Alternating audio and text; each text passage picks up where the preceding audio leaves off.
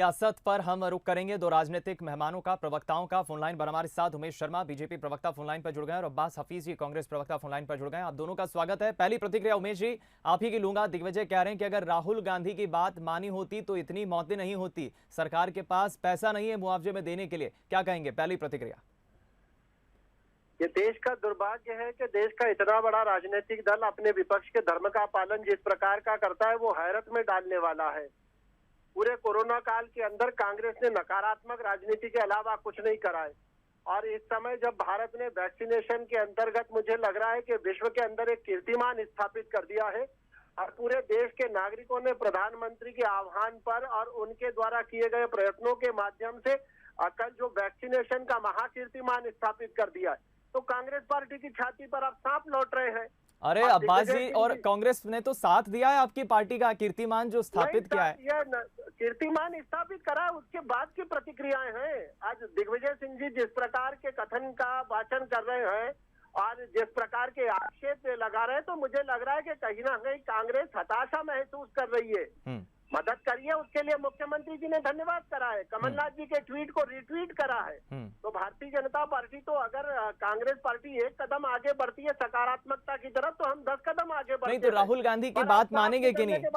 राहुल गांधी ने श्वेत पत्र जारी किया है, सरकार को हिदायत दी है। राहुल गांधी जी को पत्र, दस्तावेज, अभिलेख जारी करने के अलावा मुझे लगता है कि एक सकारात्मक भूमिका का भी निर्वहन करना चाहिए था। वो उनकी एक बार भी कोरोना काल में दिखाई नहीं दी कि कोरोना के कहीं पर जाके उन्होंने सेवा के काम करे हो। और न केवल राहुल गांधी जी ने, दिग्विजय सिंह जी जो उनके सुर मिला रहे हैं, दिग्विजय सिंह जी ने कहीं जाकर कंधे से कंधा या कदम से कदम मिलाकर कोरोना के संकट के अंदर सरकार का साथ दिया हो, या कहीं पर जाकर उन्होंने सेवा के काम करे हो, या कहीं पर जाकर उन्होंने मरीजों की सेवा शुश्रूषा करी हो या ढांढस बंधाया हो। चलिए आप बने रहिए, राजनीतिक वितंडावाद। उमेश जी बने रहिए, मैं जवाब ले लेता हूँ अब्बास जी से। अब्बास जी क्या कहेंगे? उमेश जी ने कई सवाल भी पूछे और तंज भी कसा है।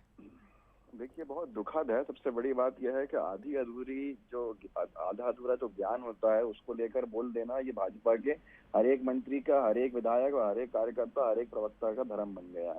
सबसे बड़ा विषय है कि आपने ये सुना नहीं कि राहुल गांधी जी ने क्या कहा, श्वेत पत्र क्यों जारी किया। श्वेत पत्र के अंदर पिछले जो 1.5 साल में हमसे गलतियां 1 साल में हुई हैं, 1 साल सवा साल के अंदर, उसको लेकर, और उसमें उन्होंने साफ बात ये कही कि श्वेत पत्र का सिर्फ एक ही मकसद है कि सरकार को आगे का रोड मैप बनाने में सहायता मिले। एक ही रास्ता है कि एक ही मकसद है कि रास्ता दिखाना है। कुछ मुख्य बिंदु है, तीसरी दवाई को लेकर तैयारी किस तरह से करनी है, ऑक्सीजन, हॉस्पिटल बेड, इंफ्रास्ट्रक्चर, दवाइयों की तैयारी के बारे में है, देश के गांव और शहरों में हॉस्पिटल की उपलब्धता सुनिश्चित की जाए। तो ये सारी की चीजें, यही तो विपक्ष का धर्म है। जो हमारे उमेश भाई कह रहे हैं, बड़े विद्वान व्यक्ति हैं, हमारे वरिष्ठ हैं, वो कह रहे हैं कि भाई विपक्ष अपना धर्म भूल जाता है। विपक्ष ने कौन सा ऐसा काम कर दिया जहाँ धर्म भूलने का काम हुआ? जब राहुल गांधी जी ने चेताया, इसको तो हर एक आम इंसान भी जानता है।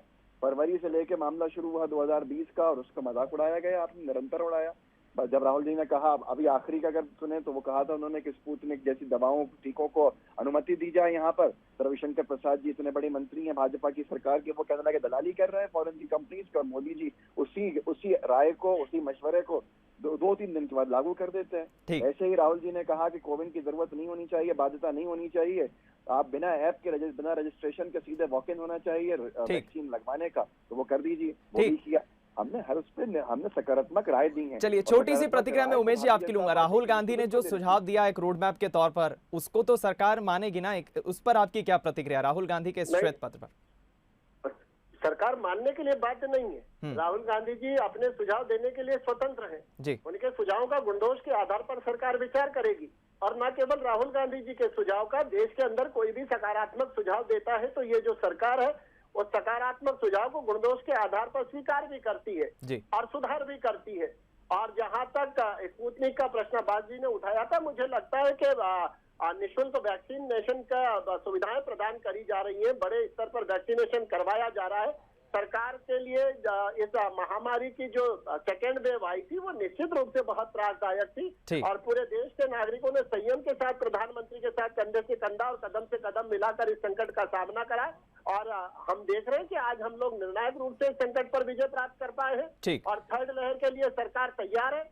जिस तरह के वैक्सीनेशन के आंकड़े आ रहे हैं तो ये सुनिश्चित कर रहे हैं, पहले से लड़ाई बहुत लंबी है, ये सुनिश्चित कर रहे हैं कि अब थर्ड वेव के अंदर हम दमदारी से लड़ेंगे। चलिए, बिल्कुल लड़ाई लंबी है, लेकिन इस पर सियासत राजनीति नहीं होना चाहिए। आप दोनों मेहमानों का मैं यही शुक्रिया करूंगा, मेरे पास समय नहीं है। उमेश जी और अब्बास जी, आप दोनों का बहुत शुक्रिया। इस पर सियासत नहीं होना चाहिए, आने वाले वक्त के लिए हमें तैयार रहना चाहिए, क्योंकि बेशक लड़ाई बहुत लंबी है, इसे हल्के में नहीं लिया जा सकता। कोरोना की दूसरी वेव में जो कुछ भी हमने महामारी के इस दौर में देखा, वो बहुत बुरा दौर हमने देखा, और कोई भी दौर वापस लौट कर आए ये कोई नहीं चाहता, लेकिन इस पर सियासत नहीं होनी चाहिए। राहुल गांधी ने अपनी तरफ से श्वेत पत्र जारी करते हुए सरकार को कुछ हिदायत दी है, एक तरह से रोड मैप बनाने के लिए सुझाव दिए हैं अलग अलग, और उस पर दिग्विजय सिंह कह रहे हैं, तंज कस रहे हैं, लेकिन बीजेपी को भी मौका मिल जाता है और इसी पर राजनीति हो जाती है।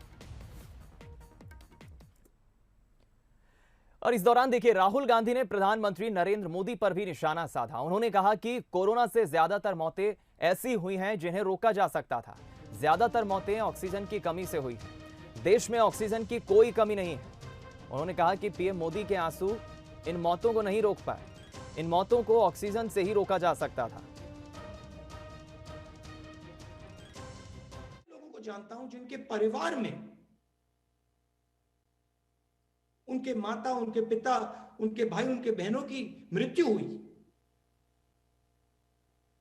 कारण ऑक्सीजन नहीं दे पाए। इस देश में ऑक्सीजन की कोई कमी नहीं है।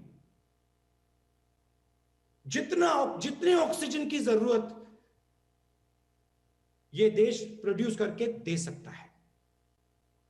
तो जो नीडलेस डेथ्स हुई हैं, प्राइम मिनिस्टर के आंसू उन परिवारों के आंसू को नहीं मिटा पाएंगे। वो सब परिवार जानते हैं कि जो मेरे परिवार का व्यक्ति, मेरे माता, मेरे पिता, मेरे भाई, मेरी बहन, जब वो मरे, वहां प्रधानमंत्री नहीं थे। प्रधानमंत्री के आंसू ने उनको नहीं बचाया, मगर